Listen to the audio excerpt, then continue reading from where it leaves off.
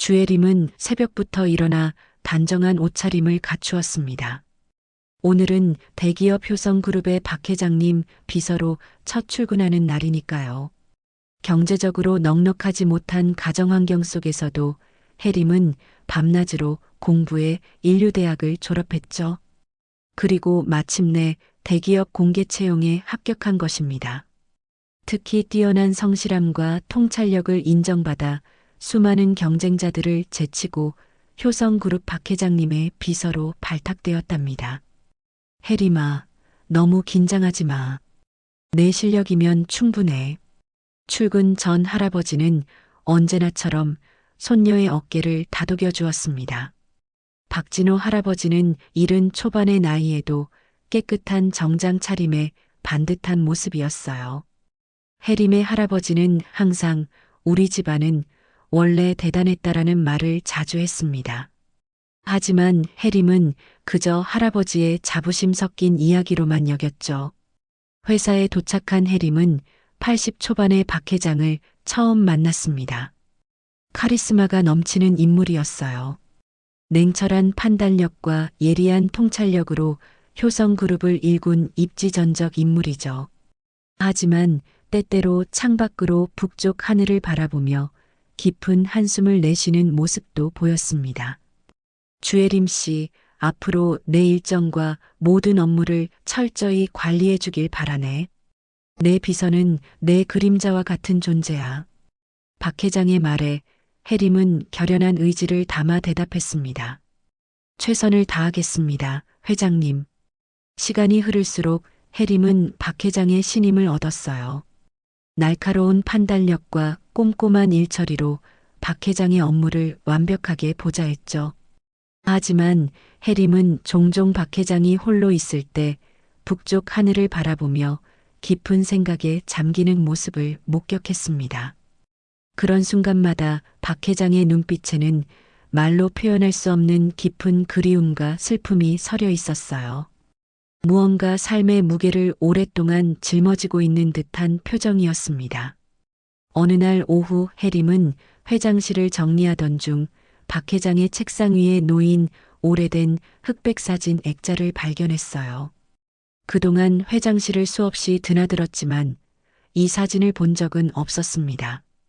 아마도 박 회장이 개인적으로 간직하던 것을 우연히 책상 위에 올려두었나 봅니다. 혜림은 무심코 사진을 들여다보다 갑자기 숨이 멎는 듯한 충격에 빠졌죠.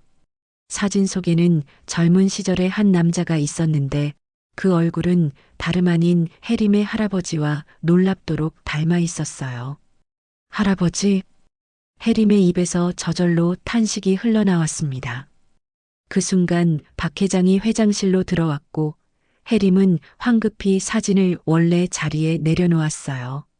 박 회장은 혜림의 이상한 기색을 눈치챘는지 날카로운 눈빛으로 물었습니다. 무슨 일이 있나? 아닙니다. 회장님, 그냥 책상 정리를 하고 있었을 뿐이에요. 혜림은 당황한 기색을 감추며 대답했어요. 박 회장은 아무 말 없이 창가로 걸어가 다시 북쪽 하늘을 바라보았습니다. 마치 오래된 습관처럼 말이죠. 그날 이후 혜림은 할아버지와 박 회장 사이에 어떤 연관성이 있는지 알아내기로 결심했어요. 집에 돌아와 할아버지의 옛 사진첩을 뒤적이며 흑백 사진들을 하나하나 살펴보았습니다. 그러나 놀랍게도 할아버지의 젊은 시절 사진은 찾을 수 없었어요. 할아버지에게 물어보고 싶었지만 먼저 확실한 증거를 찾고 싶었습니다. 다음 날부터 혜림은 틈틈이 회사 자료실에서 박 회장의 개인 기록을 조사하기 시작했어요. 박 회장은 평양 출신이라는 사실, 한국 전쟁 당시 가족과 헤어졌다는 기록을 발견했습니다. 그리고 더 놀라운 사실은 박 회장의 본명이 박진우라는 것이었죠. 혜림의 머릿속에 의문이 꼬리를 물었습니다. 혹시 할아버지와 박 회장 사이에 어떤 연결고리가 있는 것일까요? 주말이 되자 혜림은 할아버지를 찾아갔습니다. 평소와 다름없이 정갈한 차림의 할아버지는 손녀의 방문을 반갑게 맞이했어요. 할아버지, 우리 가족에 대해 더 자세히 알고 싶어요. 특히 6.25 전쟁 때 이야기요. 해림의 갑작스러운 질문에 할아버지의 눈빛이 흔들렸습니다. 오랫동안 가슴 깊이 묻어둔 기억을 꺼내는 듯 할아버지는 잠시 말을 잇지 못했죠. 그러다 깊은 한숨을 내쉬며 이야기를 시작했어요. 내가 아주 어릴 때 아마 돌도 채 지나지 않았을 때였을 거야. 6.25 전쟁이 터졌지. 아버지와 큰형님은 서울에 사업차가 계셨고 어머니는 나를 데리고 이웃들과 함께 남쪽으로 피난을 떠났다더구나. 할아버지의 목소리에는 오랜 세월의 그리움이 담겨 있었습니다. 해림은 숨죽여 이야기를 들었어요. 그런데 아버지와 큰형님은 우리가 걱정되어 평양으로 돌아갔다고 해. 그러다 남북이 갈라지면서 우리는 영영 이산 가족이 되고 말았어. 할아버지의 눈가에 이슬이 맺혔습니다. 평생 북에 두고 온 가족들을 그리워하며 살아온 세월이 그 주름진 얼굴에 깊게 새겨져 있었어요. 할아버지는 아버지나 형님 얼굴을 기억하세요? 해림이 조심스레 물었습니다. 할아버지는 고개를 저었어요. 난 아버지 얼굴을 본 적이 없어. 다만 어릴 적에 아버지 친구들이 종종 우리 집에 찾아와서는 그러더구나. 진우야, 너는 네 애비랑 똑 닮았어. 아버지 보고 싶으면 거울이나 보렴. 이렇게 말이야. 할아버지의 말에 해림은 가슴이 쿵 내려앉는 느낌이었습니다. 그럼 회장실에서 본 사진은 할아버지가 아닌 증조할아버지의 사진일 가능성이 컸어요. 해림은 할아버지에게 물었습니다. 할아버지, 혹시 큰형님 이름이 진우였나요? 박진우? 할아버지의 눈이 커졌습니다. 어떻게 알았니? 그래, 내 형은 박진우였어. 하지만 난 형의 얼굴도 기억 못해. 다만 나보다 10살 이상 많았다고 들었지. 해림의 심장이 빠르게 뛰기 시작했어요. 박 회장과 할아버지가 이산 가족이 된 형제의 가능성이 점점 더 커지고 있었습니다. 해림은 할아버지에게 회사에서 본 사진에 대해 이야기했어요. 할아버지는 오래된 목재 상자를 꺼내 그 안에서 낡은 사진 한 장을 조심스럽게 꺼냈습니다. 놀랍게도 그것은 회장실에서 본 사진과 매우 비슷했어요. 이건 내 아버지의 사진이야. 어머니가 평생 간직하시다 돌아가시며 내게 주신 거지. 내가 아버지를 닮았다면 이 사진 속 분이 바로 내 얼굴과 비슷했겠구나. 할아버지의 눈에는 복잡한 감정이 서려 있었습니다. 평생 만나보지 못한 아버지와 형에 대한 그리움, 이제야 실마리를 찾게 된 기대감, 그리고 혹시나 하는 두려움까지. 해림은 확신이 들었어요. 회장실의 사진은 분명 증조할아버지의 사진이었고 박 회장은 할아버지의 형일 가능성이 매우 높았습니다. 할아버지, 혹시 효성그룹의 박 회장님에 대해 들어보신 적 있으세요? 할아버지는 고개를 갸웃했어요. 신문에서 가끔 보긴 했지만 특별히 관심을 두진 않았어. 왜 그러니? 해림은 조심스럽게 자신의 추측을 이야기했습니다. 할아버지, 제가 지금 박 회장님의 비서로 일하고 있는데 회장님 책상에 있던 사진이 바로 이 사진과 똑같았어요. 그리고 회장님의 성함이 박진우세요. 할아버지의 형님 이름과 같죠. 할아버지의 얼굴이 창백해졌습니다. 손이 떨리기 시작했고 눈에는 믿기지 않는 표정이 역력했어요. 그럴 리가. 정말 내 형이 살아있다고? 그것도 그렇게 가까이에? 오랜 세월 잊고 살았던 감정들이 한꺼번에 밀려오는 듯 했습니다. 할아버지는 한동안 말을 잇지 못했어요. 그저 창밖을 바라보며 깊은 생각에 잠겼죠. 해림아, 확실한 증거가 필요해. 성함이 같다고 해서 반드시 내 형이라고 단정할 수는 없어. 하지만 만약 정말이라면 할아버지의 목소리가 떨렸습니다. 60년이 넘는 세월 동안 가슴 깊이 묻어두었던 희망이 다시 꿈틀거리기 시작한 것 같았어요. 해림은 더 확실한 증거를 찾기로 마음먹었습니다. 다음 날부터 해림은 더욱 열심히 회사 기록 보관소를 뒤졌습니다. 마침내 박 회장의 개인 서류철에서 중요한 문서를 발견했어요. 그것은 6.25 전쟁 당시 실종자 명단에 관한 기록이었습니다. 그 명단에는 박진호만 1세, 어머니 김순자와 함께 실종나는 이름이 있었어요. 바로 해림의 할아버지와 증조할머니의 이름이었죠. 그리고 더 놀라운 사실을 알게 되었습니다. 박 회장은 평생 동생과 어머니가 북한에 남았다고 믿었다는 회고록의 일부를 발견한 것이죠. 반면 할아버지는 아버지와 형이 북한에 갔다고 알고 있었어요. 서로가 서로를 잃어버렸다고 생각한 채 수십 년을 살아온 것입니다. 해림의 가슴이 먹먹해졌어요. 한국 전쟁이 만들어낸 비극이 바로 눈앞에 있었습니다. 할아버지와 박 회장은 혈육이면서도 서로의 존재를 모른 채 살아온 것이었죠. 하지만 이제 해림이 그들을 이어줄 수 있었습니다. 용기를 내어 해림은 박 회장과의 면담을 요청했어요. 박 회장은 바쁜 일정 속에서도 비서의 요청을 받아들였습니다. 회장실에 들어선 해림은 떨리는 마음을 진정시키려 깊은 숨을 들이마셨죠. 회장님, 실례지만 개인적인 질문을 드려도 될까요? 박 회장은 의아한 표정을 지었지만 고개를 끄덕였습니다. 무슨 일인가? 회장님, 책상 위에 있던 흑백 사진의 인물은 누구신가요? 질문을 듣자 박 회장의 표정이 굳었어요.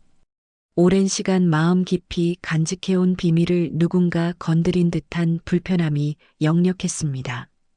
하지만 해림은 용기를 내어 말을 이었어요. 제 할아버지의 성함은 박진호입니다. 할아버지는 6.25 전쟁 때 어머니와 함께 남쪽으로 피난 왔고 아버지와 형이 북한에 남았다고 알고 계십니다. 그런데 제가 보기에는 해림의 말이 채 끝나기도 전에 박 회장의 얼굴에 충격의 표정이 번졌습니다. 떨리는 손으로 책상을 짚으며 겨우 말을 이었어요. 진호, 내 동생 진호가 살아있다고? 박 회장의 목소리는 평소에 위험 있는 톤이 아니었습니다. 수십 년간 억눌러온 감정이 터져 나오는 듯 했어요. 그의 손이 떨렸고 눈에는 믿기지 않는 표정이 가득했습니다. 진호, 그 아이가 정말 살아있단 말인가? 내 동생이. 해림은 조심스럽게 할아버지의 사진을 꺼내 보여드렸어요. 박 회장은 사진을 보자마자 크게 흔들렸습니다. 얼굴이 창백해지고 눈에서는 눈물이 흘러내렸죠. 이건 분명 우리 아버지를 닮았어.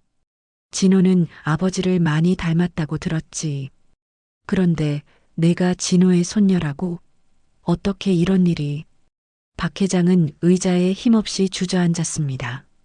평생 홀로 남겨졌다고 생각했던 그에게 동생이 살아있다는 사실은 너무나 큰 충격이었죠. 회장님, 할아버지는 아기 때 어머니와 함께 남쪽으로 피난 왔고 아버지와 형님이 북쪽에 남았다고 알고 계세요. 반면 회장님은 나는 평생 어머니와 진호가 북에 남았다고 알고 살았다.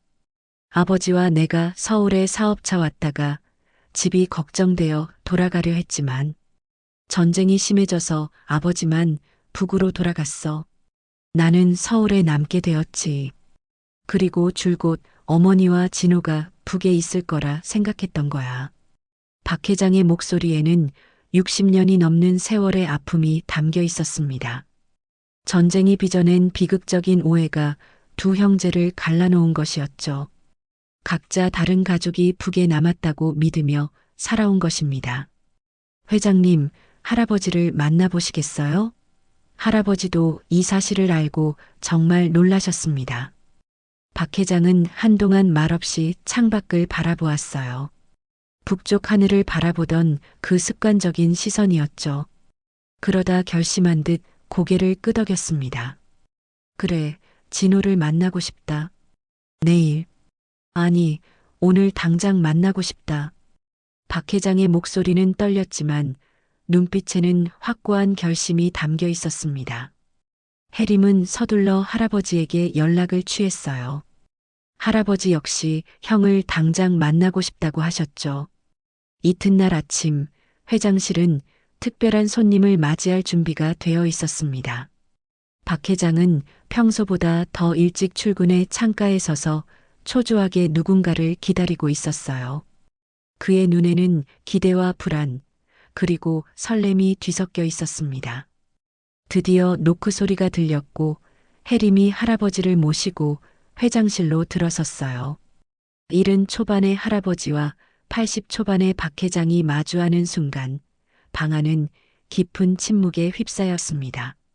10살 이상 차이가 나는 형제지만 너무나 닮은 두 노인의 얼굴에는 세월의 흔적이 깊게 패어 있었죠. 진호야, 내가 정말 진호냐? 박 회장이 떨리는 손으로 할아버지의 얼굴을 어루만졌습니다.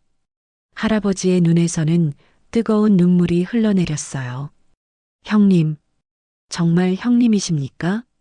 태어나서 처음 보는 형을 부르는 할아버지의 목소리는 흐느낌으로 가득했습니다. 두 형제는 서로를 바라보며 말없이 눈물을 흘렸어요. 60년이 넘는 세월의 아픔을 함께 나누는 순간이었죠. 내가 진호가 맞구나. 우리 아버지를 꼭 닮았어. 내가 평생 찾아야 했는데. 박 회장의 목소리가 흐려졌습니다. 그는 더 이상 카리스마 넘치는 대기업 회장이 아니었어요. 그저 오랜 시간 동생을 그리워했던 한 형의 모습이었죠. 형님, 저는 형님이 북쪽에 계신 줄 알았습니다. 어머니도 그렇게 알고 돌아가셨어요. 할아버지의 말에 박 회장은 깊은 한숨을 내쉬었습니다. 나도 너희가 북에 있는 줄 알았다. 평생을 그렇게 알고 살았지. 두 형제는 서로의 인생을 나누기 시작했어요. 전쟁 후 서로 다른 길을 걸어온 이야기, 가족을 이루고 살아온 시간들, 그리고 항상 마음 한구석에 있었던 그리움에 대해. 해림은 조용히 물러나 두 형제가 오랜 시간의 이야기를 나눌 수 있도록 해주었습니다. 회장실 밖으로 나온 해림의 눈에도 눈물이 고였습니다. 전쟁의 상처를 아는 채 서로를 그리워하며 살아온 두 형제가 마침내 재회한 것이었죠. 해림이 그들을 이어준 다리가 되었다는 사실에 깊은 감동을 느꼈습니다. 형제의 재회 이후 박 회장과 할아버지는 매일같이 만나 오랜 세월 나누지 못했던 이야기들을 주고받았어요. 박 회장은 할아버지와 해림의 가족을 자신의 가족으로 따뜻하게 맞이했습니다. 마치 잃어버렸던 시간을 되찾으려는 듯 두 형제는 함께하는 모든 순간을 소중히 여겼죠. 진호야, 내가 이렇게 늙어서야 동생을 찾게 될 줄 누가 알았겠니? 박 회장은 할아버지의 손을 꼭 잡으며 말했습니다. 할아버지의 눈가에는 행복한 눈물이 맺혔어요. 형님, 제가 태어나서 형님 얼굴을 한 번도 본 적이 없었는데 이렇게 만나게 되다니 정말 꿈만 같습니다. 해림은 두 노인의 모습을 지켜보며 가슴이 뭉클해졌어요. 전쟁이 빚어낸 비극 속에서도 인연의 끈은 결코 끊어지지 않았던 것입니다. 시간이 흐르면서 박 회장은 해림을 회사의 중요한 자리로 승진시켰습니다.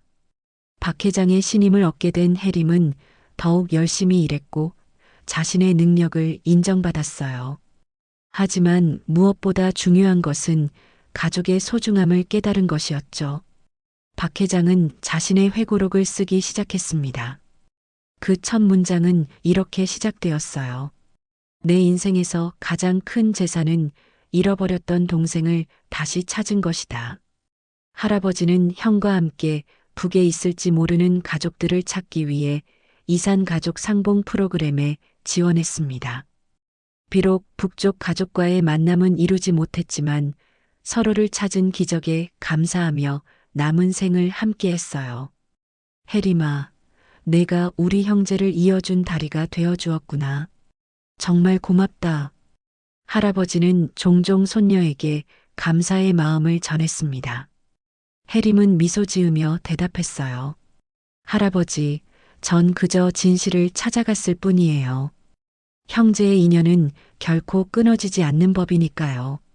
이렇게 해림은 우연히 발견한 한 장의 사진을 통해 전쟁으로 헤어진 두 형제를 다시 만나게 했습니다. 인생의 우연과 필연이 만들어낸 아름다운 이야기, 그리고 해림이 목격한 감동적인 재회의 순간은 그녀의 삶에도 큰 변화를 가져왔습니다. 우연히 발견한 한 장의 사진이 60년 넘게 헤어져 있던 두 형제를 다시 만나게 한 것이었죠. 해림은 이 모든 과정을 통해 가족의 소중함과 인연의 신비로움을 더욱 깊이 깨달았습니다. 박 회장은 회사 내에 이산 가족 찾기 지원 재단을 설립했어요. 전쟁으로 헤어진 가족들이 다시 만날 수 있도록 돕는 단체였죠. 그는 자신의 경험을 바탕으로 다른 이산 가족들에게도 희망의 빛을 전하고 싶었습니다. 할아버지는 재단의 자문위원으로 참여하며 자신의 이야기를 나누었고 많은 사람들에게 용기와 희망을 전했어요. 인생은 참 알 수 없는 것이구나. 내가 80이 넘어 동생을 다시 만나게 될 줄 누가 알았겠니? 박 회장은 종종 이렇게 말하며 깊은 감회에 젖곤 했습니다. 할아버지는 형과 함께하는 시간이 너무나 소중했어요. 두 형제는 서로의 가족 이야기, 살아온 세월의 기쁨과 슬픔을 나누며 더욱 가까워졌죠. 형님, 우리 어머니는 돌아가시기 전까지도 형님과 아버지를 그리워하셨어요. 북에 계신 줄 알고 항상 북쪽을 바라보며 기도하셨죠. 할아버지의 말에 박 회장의 눈에는 또다시 눈물이 맺혔습니다. 나도 그랬다. 매일 창가에서 북쪽 하늘을 바라보며 너희를 생각했지. 그런데 너희는 이미 남쪽에 있었다니. 두 형제의 대화는 언제나 그렇게 깊은 그리움과 뒤늦은 재회의 기쁨으로 가득했어요. 박 회장은 자신이 모으고 모았던 회사의 재산이 결국은 가족의 소중함에 비할 바가 아니라는 것을 깨달았습니다. 성공과 부, 명예보다 더 중요한 것은 바로 가족이었던 것이죠. 해림은 할아버지와 박 회장을 자주 모시고 여행을 다녔습니다. 두 형제가 함께 어린 시절의 추억을 나눌 수 있는 시간이었죠. 비록 어린 시절의 기억은 거의 없었지만 서로의 존재만으로도 그들에겐 큰 위로가 되었어요. 진호야, 우리 아버지는 항상 너를 업고 다니셨다더라. 내가 아버지의 등에 엎여 깔깔 웃던 모습이 생각나는구나. 박 회장의 희미한 기억 속에서 할아버지의 어린 시절 모습이 떠올랐습니다. 할아버지는 그런 이야기를 들을 때마다 마치 잃어버린 조각을 하나씩 찾은 듯한 기분이었어요. 시간이 흐르면서 두 형제의 가족들도 자연스럽게 하나가 되었습니다. 명절이면 모두 함께 모여 가족의 화합을 다졌고 서로의 기쁨과 슬픔을 나누었죠. 해림은 이러한 가족의 모습을 보며 자신이 한 일에 더욱 큰 보람을 느꼈습니다. 박 회장의 회고록은 베스트셀러가 되었고 많은 사람들에게 감동을 주었어요. 특히 이산 가족의 아픔을 겪은 사람들에게는 큰 위로와 희망이 되었죠. 할아버지도 자신의 이야기를 책으로 남겼습니다. 우리는 다시 만났다라는 제목의 그 책에는 형제가 다시 만나게 된 기적 같은 순간이 담겨 있었어요. 삶은 때로 우리에게 큰 아픔을 주지만 결국에는 다시 만날 날이 온다. 나는 그것을 믿는다. 할아버지의 책 마지막 문장이었습니다. 그 문장처럼 해림은 인생의 우연과 필연이 만든 이 아름다운 재회의 순간을 평생 간직하며 살아갈 것입니다.